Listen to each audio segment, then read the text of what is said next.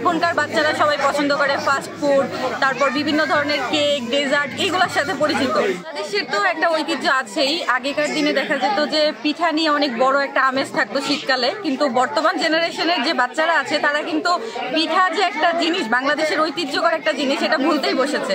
আমাদের যে দাদার মানে জেনারেশনের সময় থেকে যে পিঠাগুলো প্রচলিত ছিল, লাইক পাকান পিঠা, ধুপি পিঠা বা রস পাকান, এই জিনিসগুলা কিন্তু এখন সেরকম ভাবে মানে বাচ্চারা চিনেই না। বাংলাদেশের প্রথম ইমিউনিটি বুস্টার সমৃদ্ধ ফ্যান্টাস্টিক হ্যাপি এনার্জি বিস্কিট। আমাদের শীতকালীন আমাদের মা চাচিরা বিভিন্ন নানা প্রকার পিঠা বানাতেন।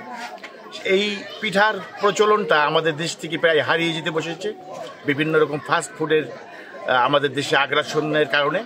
তো বার্তা মডেল একাডেমি আজকে যেই প্রায় 40 প্রকারের পিঠার আয়োজন করেছে, এটা একদম ব্যতিক্রম এবং আমাদের লোক ঐতিহ্যের, আমাদের সংস্কৃতি, একদম মাটির যেই সুবাসটা সেটা এই উৎসবের মধ্যে রয়েছে। পিঠা উৎসব আসলে হচ্ছে গ্রাম বাংলার ঐতিহ্য হচ্ছে পিঠাপুলি।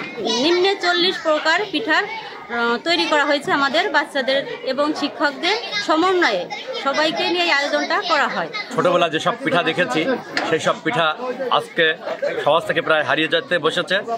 আজকে এই বার্তা একাডেমির ছেলেমেয়েরা সেই পিঠাকে ফিরিয়ে এনেছে। আমাদের ঐতিহ্যের প্রতি এই পিঠা উৎসব শুধু খাবার নয়, এটি আমাদের শেখরের সঙ্গে সংযোগের প্রতিচ্ছবি। আজকের এই শিশুরাই আগামী দিনের ভবিষ্যৎ। তাদের মুখের হাসি, তাদের উদ্যম আনন্দের সমাজকে আলোকিত করবে ইনশাআল্লাহ। আমি প্রত্যাশা করি বার্তা মডেল একাডেমি ভবিষ্যতে এমন শিক্ষার্থী ও আনন্দঘন আয়োজন এর মাধ্যমে শিক্ষার্থীদের মেধা ও মনন বিকাশে কাজ করে যাবে ইনশাআল্লাহ।